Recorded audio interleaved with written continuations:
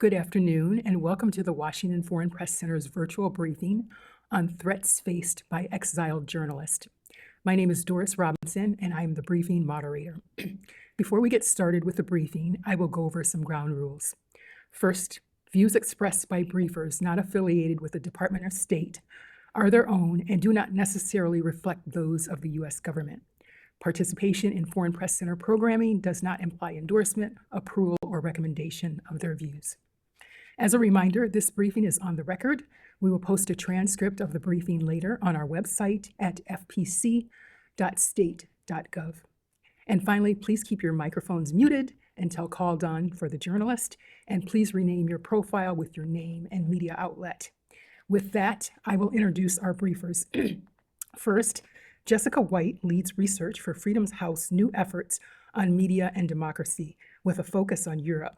She formerly served as research analyst for Freedom on the Net, Freedom House's annual survey of internet freedom in 70 countries around the world. Grady Vaughn is a research associate on Freedom House's transnational repression portfolio. At Freedom House, Vaughn previously served as a program associate for the Eurasia program.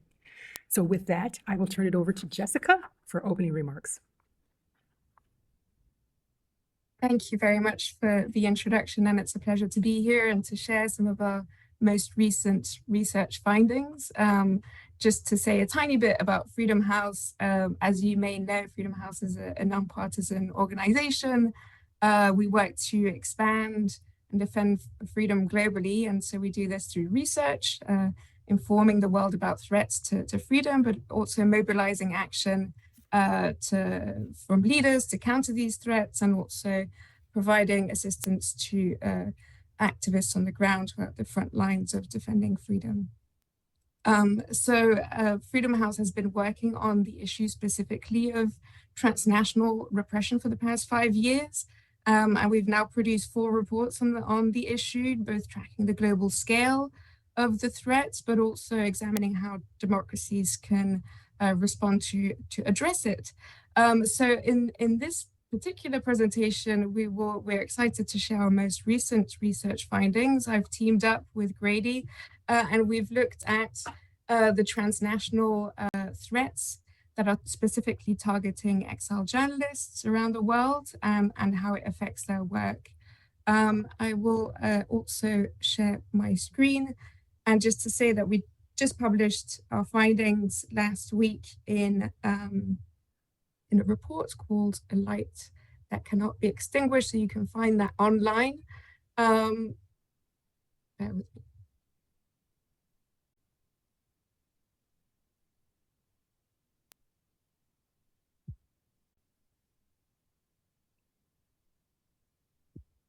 Right, so before diving into the latest findings, I just wanted to take a tiny bit of a step back and provide a bit of context. To start, transnational repression, what we mean by it is a set of tactics that governments use to reach beyond their borders, to silence dissent amongst their exiles and diasporas. Of course, it's not a new phenomenon. For as long as there have been exiles, governments have sought to control, intimidate, and harm them to suppress dissent. But today, not only are more people moving across borders to flee repression, but new technologies have also provided new channels for exiles to stay connected to their home countries and also to amplify their voices. So in turn, we see how more governments that want to maintain a tight grip on power and control information flows are increasingly reaching beyond their borders to and are using an array of tactics,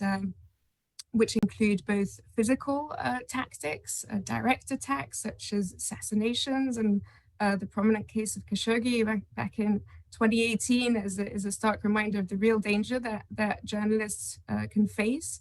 But assaults have happened since then, and deportations, risks of kidnapping. So there are many different physical threats that exiles face.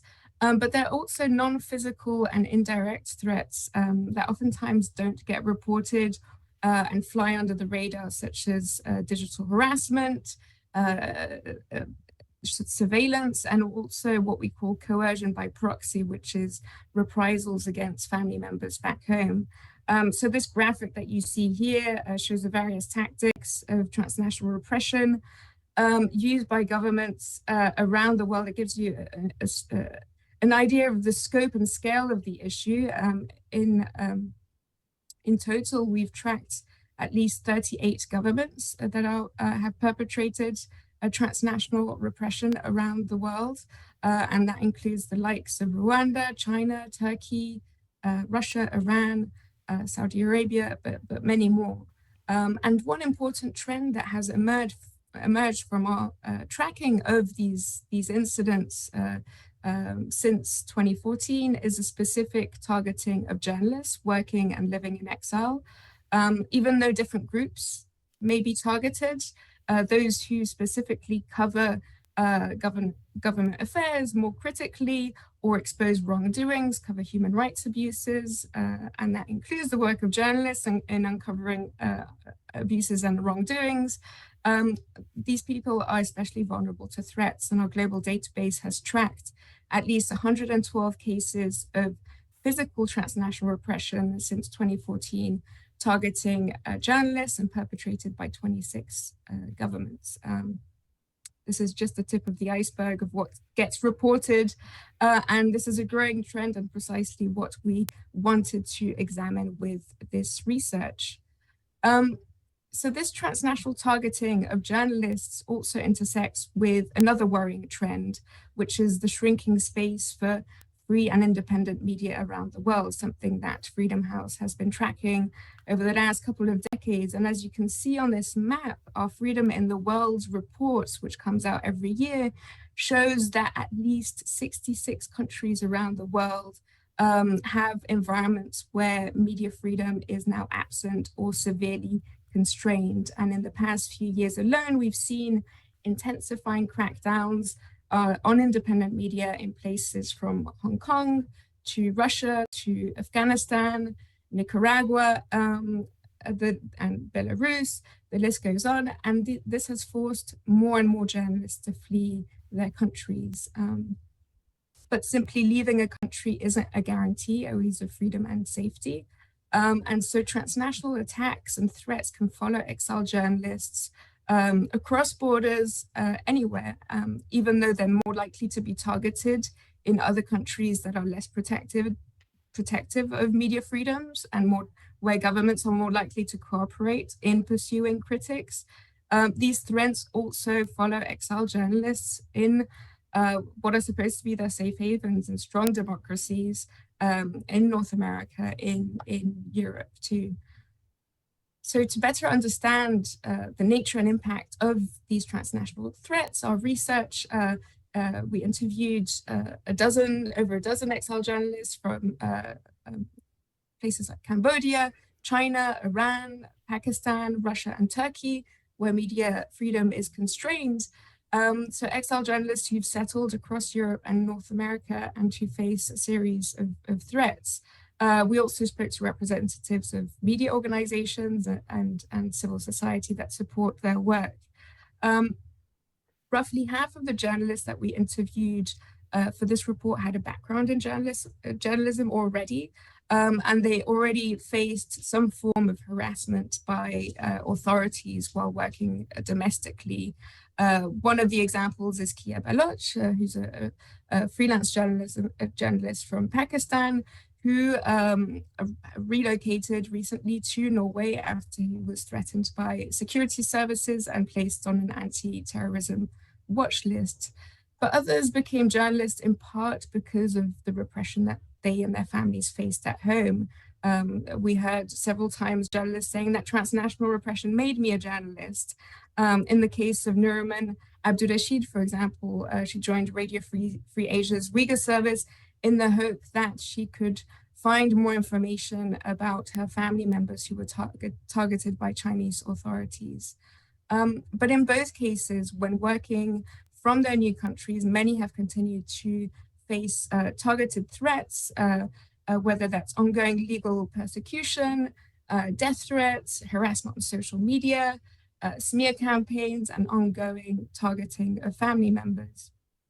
In the case of Kia, for example, the asylum process in Norway was delayed, probably due to ongoing background checks. He learned at the same time that he was being accused of being involved in anti-Pakistan activities in the West. He was also advised to get a safety watch from the police in Norway due to possible threats against him. And at the same time, his family members back home were harassed multiple times. In the case of Nuriman, for example, she has not only been disconnected from news from her family, but she's also been frequently harassed and accused of working for the US government. So transnational repression impacts the lives and work of journalists in many ways. And we highlight a few of these in this graphic. The first very obvious one is the real risk of physical harm. I mentioned the case of Khashoggi earlier on, but a number of cases since then are a stark reminder of the real danger at stake. In 2021, for instance, we saw how a dissident blogger from Azerbaijan living in France was stabbed multiple times in what was a suspected assassination attempt ordered from abroad.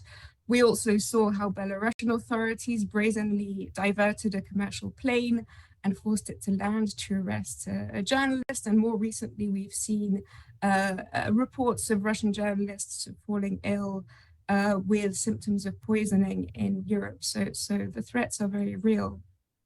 But even at a more practical level, we see how ongoing persecution can create everyday obstacles, really. And many journalists that we interviewed faced ongoing legal probes, accusations of being terrorists, for example, and arrest warrants and even Interpol red notices against them.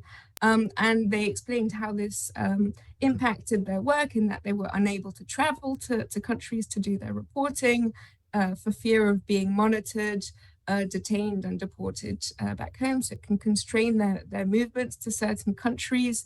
But even at an even more practical level, it can complicate their access to some basic services. And for example, in one case, a Turkish journalist lost access to all of his US bank accounts, likely because of unfounded terrorism accusations against them. So last point, I wanted to mention the cost burden of it too. It increases the financial cost of doing journalism, having to defend the outlet against cyber attacks, against surveillance, and also having to take a number of security precautions, whether it's buying flights, train tickets, or hotel reservations at the very last minute to avoid being monitored and avoid the risk of being tracked and threatened. And all of these threats, online abuse, harassment, have a cumulative effect on journalists' mental, emotional well-being, but also can have a chilling effect on their ability to do their reporting. And I just wanted to mention a couple of cases. In the case of Amber Zaman, who's a prominent Turkish journalist, she has faced a number of what she calls cyber lynchings online, so online harassment and legal probes. And she went so far as to say that these had made her radioactive with many of the sources who now shunned her. So it affected her reporting, but also affects eventually can affect her sense of self-worth and can make her question her work and the impact that it can have. And so it can have a huge psychological toll, and it can become a daily struggle. And in the case of Birang Tajin from BBC Persian, he explained that not only do you have to worry about yourself and the impact that these threats can have on your work, but you have to worry about your family members back home and the potential reprisals that they may face for the work.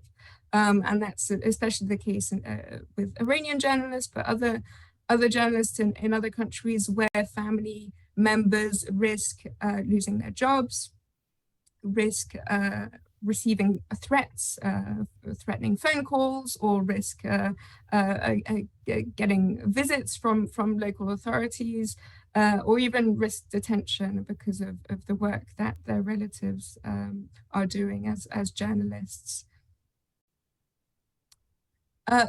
And now I will pass on to my colleague Grady to continue. Thank you, Jess. Besides the number of direct threats that Jess just mentioned, transnational oppression exacerbates the already challenging conditions in which exiled media and journalists must operate.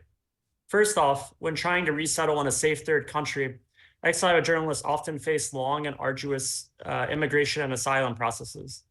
Those who receive temporary status designations in host countries are in a particularly precarious position, often unable to travel for work or take advantage of benefits that are granted to citizens and recognized refugees.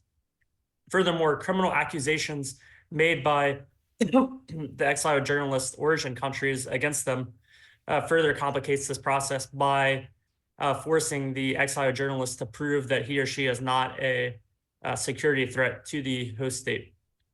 Exiled journalists are also farther away from events on the ground. This means they often have to rethink how to safely verify information and remain relevant and connected to their audiences back home. For Meduza, for example, being labeled an undesirable organization by the Putin regime has meant that Russians face legal repercussions for supporting or cooperating with them. These types of criminal laws force journalists to often maintain difficult and secretive contacts with their sources. Finally, these journalists have comparatively fewer resources to invest in their difficult work, let alone to use to protect themselves from these attacks. Outlets often have to develop entirely new business models to stay afloat from exile. In Russia, Belarus, and Iran, for example, domestic legal crackdowns have made advertising sales and crowdfunding among their supporters virtually impossible. Also, social media compliance and sometimes over-compliance with international sanctions regimes has stalled efforts for these outlets to monetize their content online. Put simply, transnational repression makes an already difficult job even harder and more precarious for many of these outlets that are already struggling to contend with the challenges that Jess mentioned that come with reporting and operating in exile. And next slide.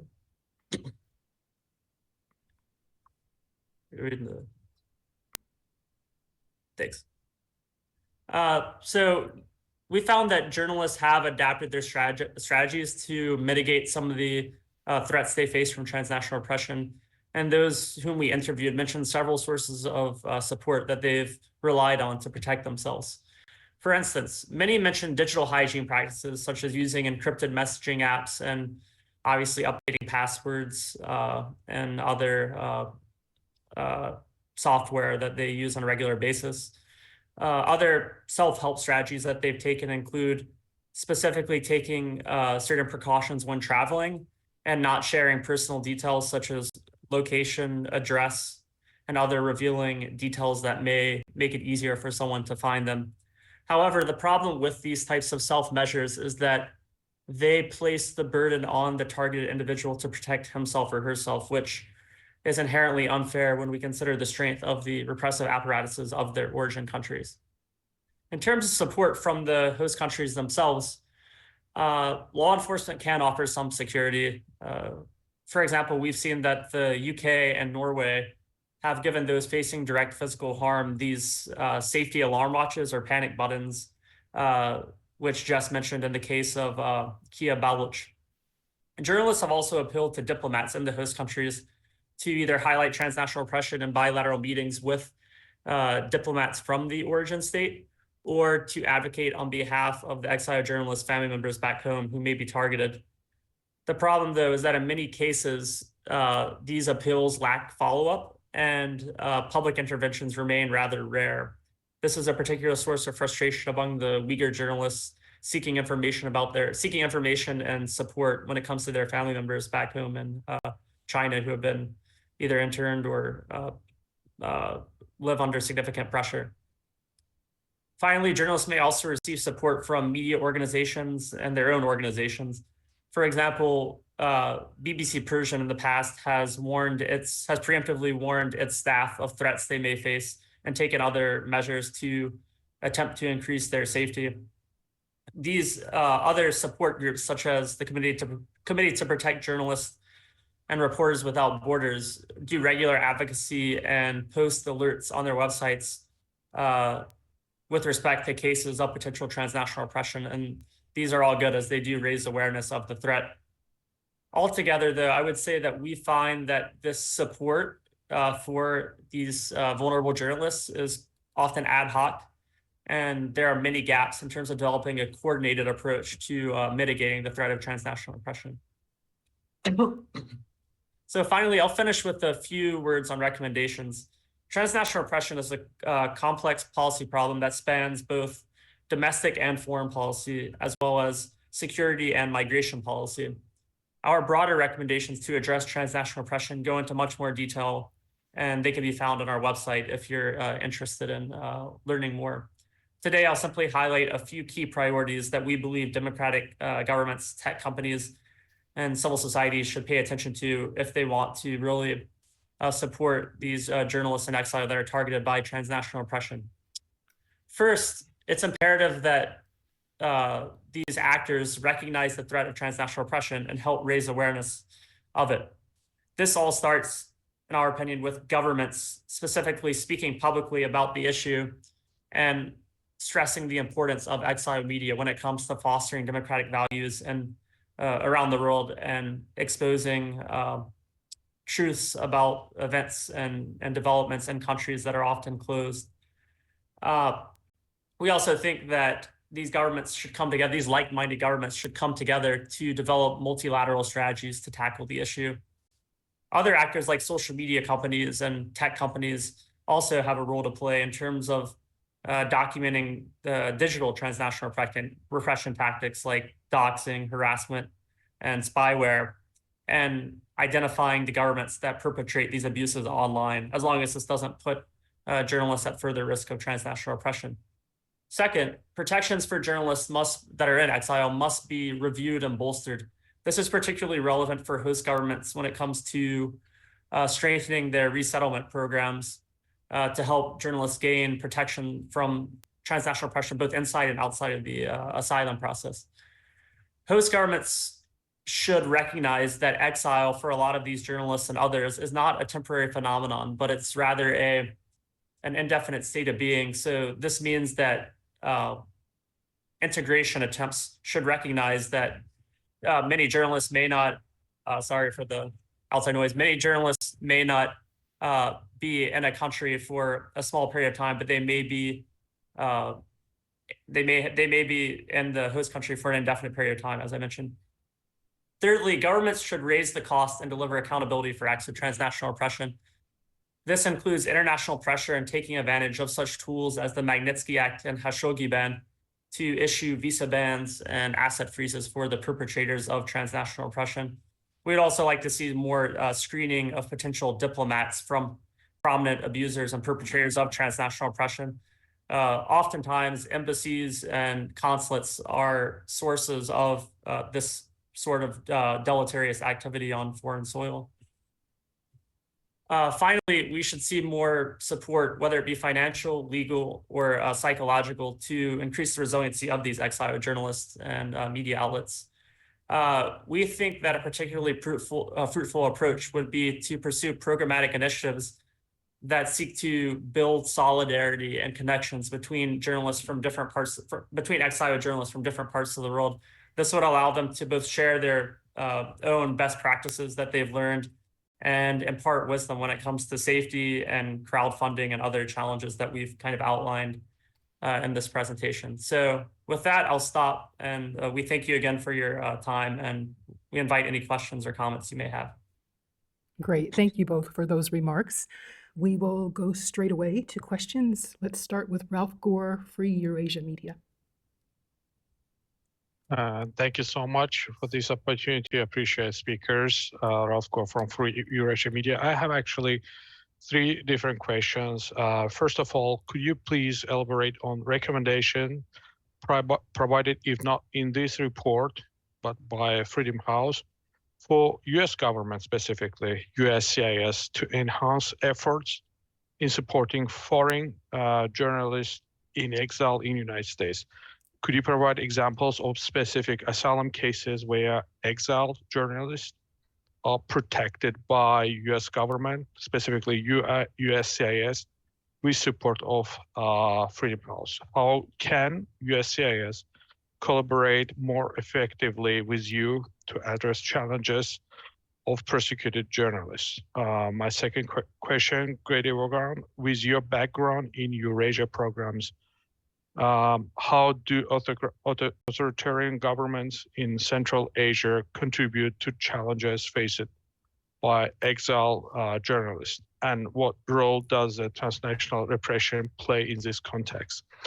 My third question is about your report and also the murdered journalists in Gaza. I looked at your report. Even it's December 2023, I don't see any information about that. According to the Committee to Protect Journalists, at least 62 Gaza journalists and media workers have been killed over the course of the war. As of December 8, AP counts 84 murdered journalists, media journalists in Gaza.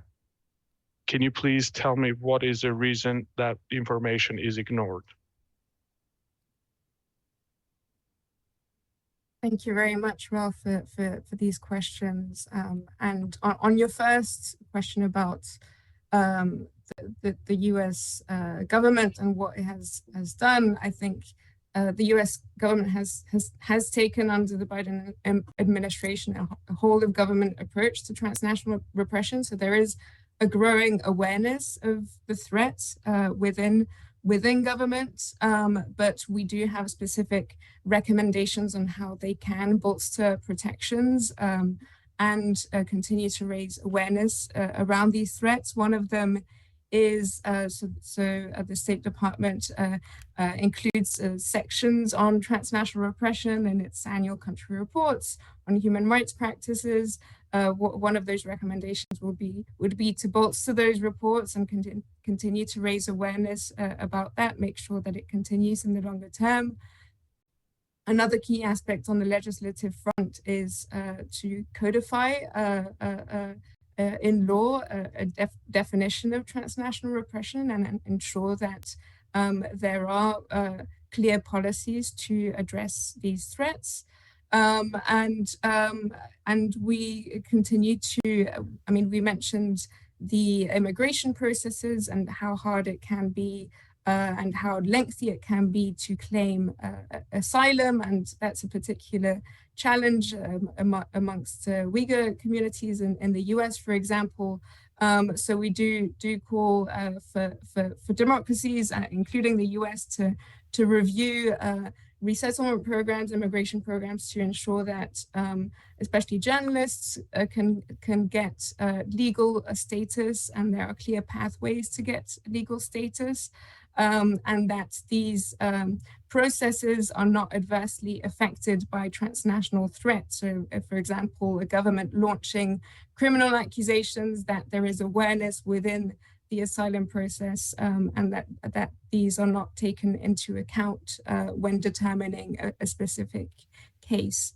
I will let perhaps Grady answer the second question. Yeah, so thank you for the question. It's a good question. The Central Asian governments are prominent perpetrators of transnational oppression, as just highlighted. 3 of the top 10 that we've identified are in fact in Central Asia. I think what we see increasingly is a lot of these citizen bloggers.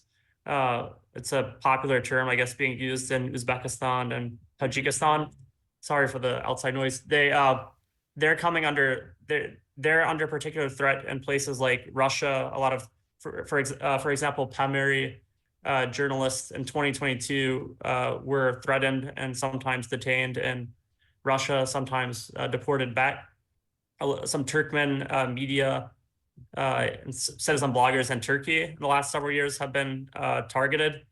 And yeah, unfortunately, the one major challenge, in addition to protecting them, that I think is particularly relevant to the Central Asian cases, is that their family members are excessively harassed, especially in the Turkmen and Tajik cases.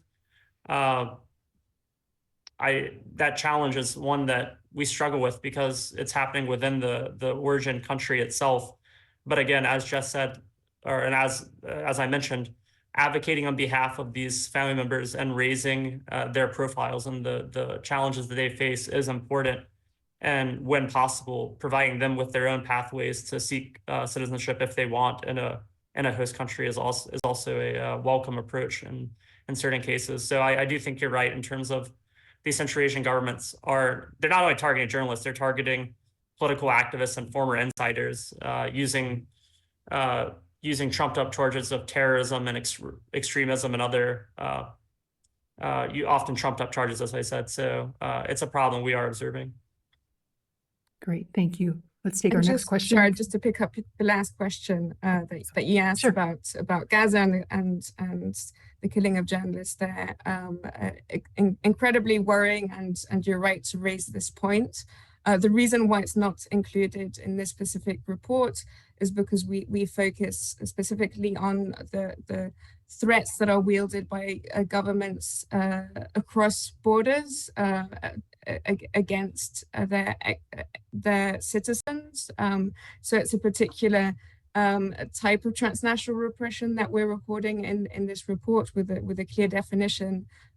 So we are concerned, definitely, and I think the killing of journalists and their protection deserves a lot more attention in the media, but it wasn't a focus of this particular report and didn't come under what we consider to be transnational repression. Thank you. We'll go to Pearl Matibe. Pearl, please ask your question. Feel free to turn on your camera. Thank you so much for doing this today. I'd like to ask if you could draw your attention to the continent of Africa. Now, while I appreciate the information that you have shared and what has been published in your report, however, as you know, the media space in Africa is particularly vulnerable. And so I just am not convinced that there is enough evidence to show where and how you may have obtained information to have a true representation of how African foreign journalists are impacted when they're working in exile. So I'd like some understanding of your methodology and the pool that you reached out to, particularly in sub-Saharan Africa. In terms of, what policy making space uses your report and considers your recommendations. I appreciate the suggestion regarding codifying some of these things. However, women journalists are even more impacted. Women African journalists are even more impacted while they're working in exile. If you could also please comment, earlier mid-year, you may recall this particular instance where in Zimbabwe on June 1 was passed this awful law that deeply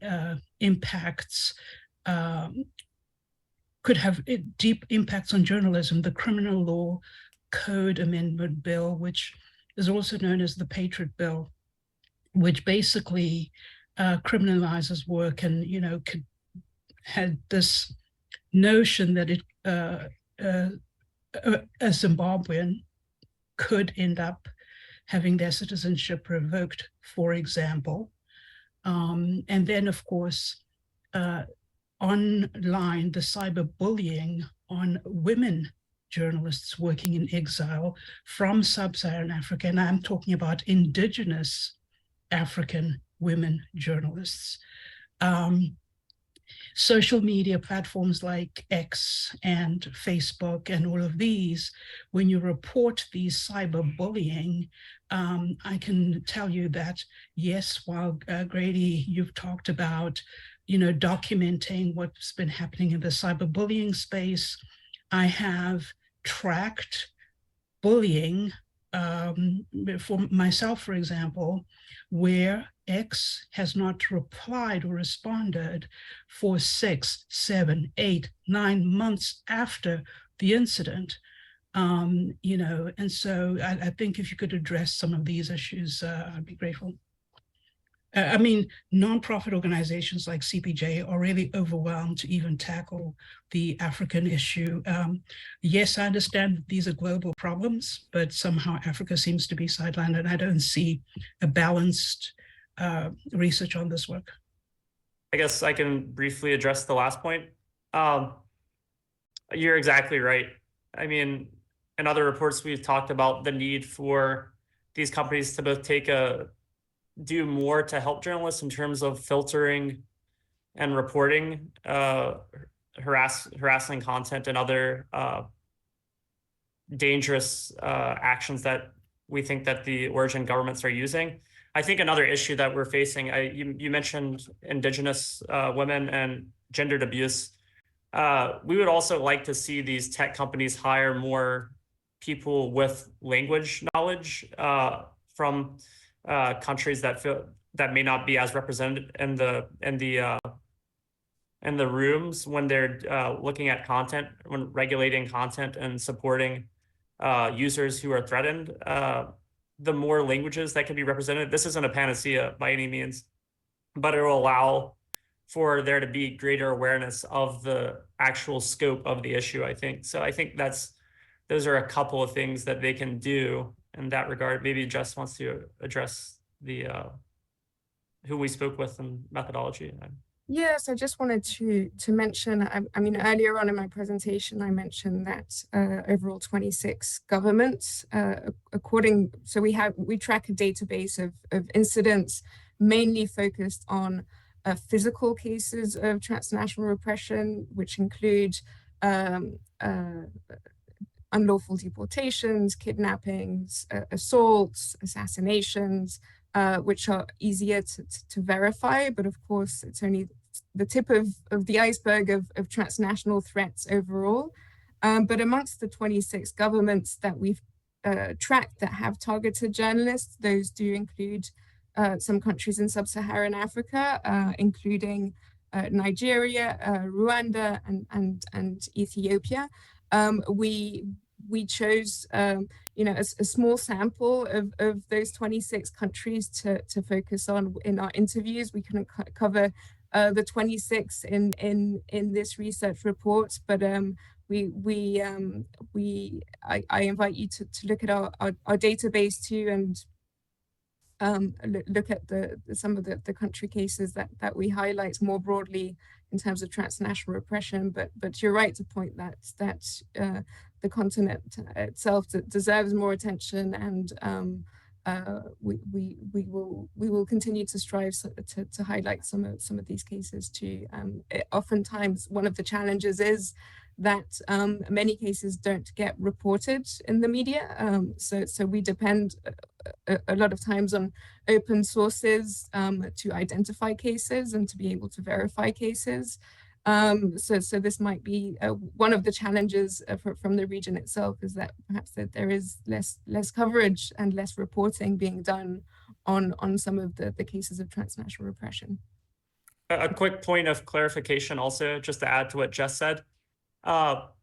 When we mention a number of cases, these are only physical cases of transnational repression. So this means like assaults, assassinations, renditions, detentions, deportations, stuff like that.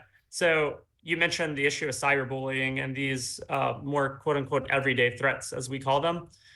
We don't necessarily record those in the database just because A, there are so many, and B, it's harder to verify because they're not necessarily as publicly reported on, but they are on our radar, and we do notice these trends. They just don't end up appearing in our database tied to an individual person.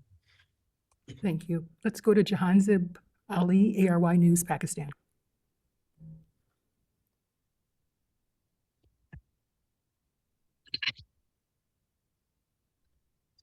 Thank you so much for doing this. So I have two quick questions. Can you discuss the role of NGOs and advocacy groups in safeguarding the rights and well-being of exiled journalists within the US borders? And secondly, what kind of support exiled journalists have here in America? Like, how does the system navigate the complexities of asylum cases for exiled journalists, considering the unique challenges they may have in their home countries? I'm asking this question because I personally know a few of my colleagues waiting for their asylum cases for the last 7 or 8 years. So if you can say something about that. Thank you.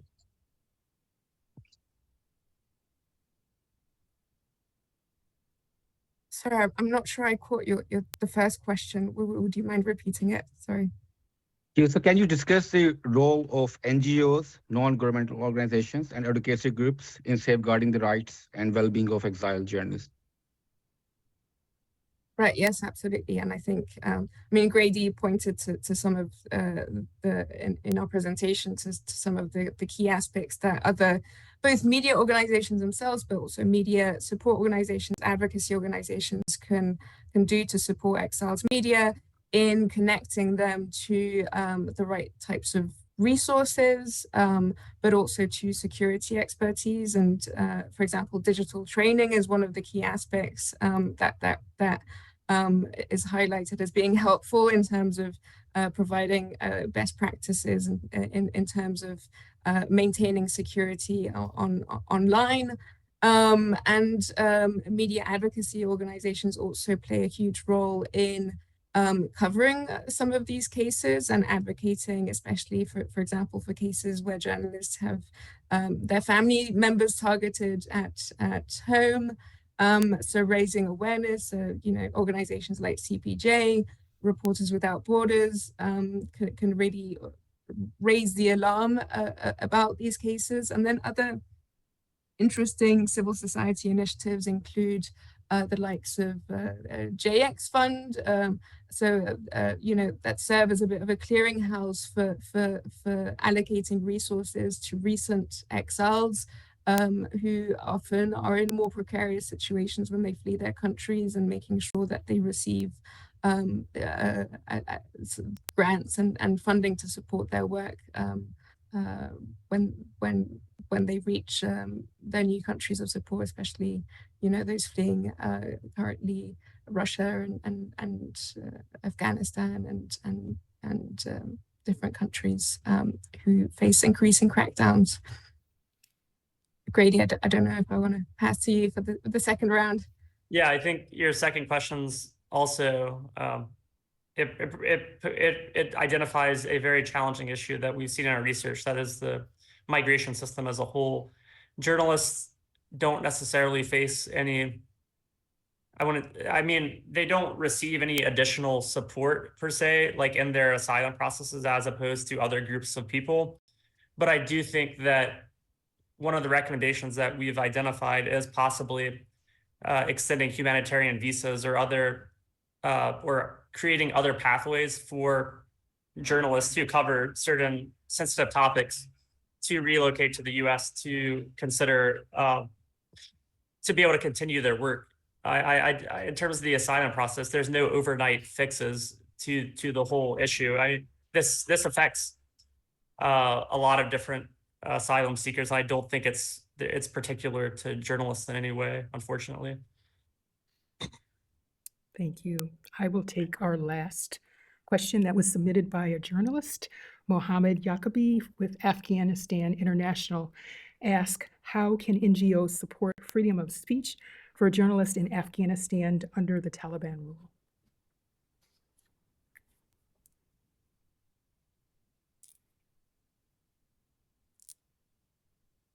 Thank you for that question. Yes, that's another really deserves a lot of attention. With so many journalists have been forced to flee Afghanistan after the Taliban takeover. Often they face very precarious conditions, going to Pakistan or other countries in the hope of relocating to other safe havens. I think that there needs to be more concerted efforts to raise the issue and make sure that they are supported within democracies, and again that their visa processes and their immigration cases are considered in a more urgent way. I mean, some of them have been waiting for an incredibly long time, and their visas face expiration dates, and they risk getting deported back to Afghanistan. So the threat is very real there. Thank you. We are just about out of time, so I will throw it back to Jessica and Grady for closing remarks.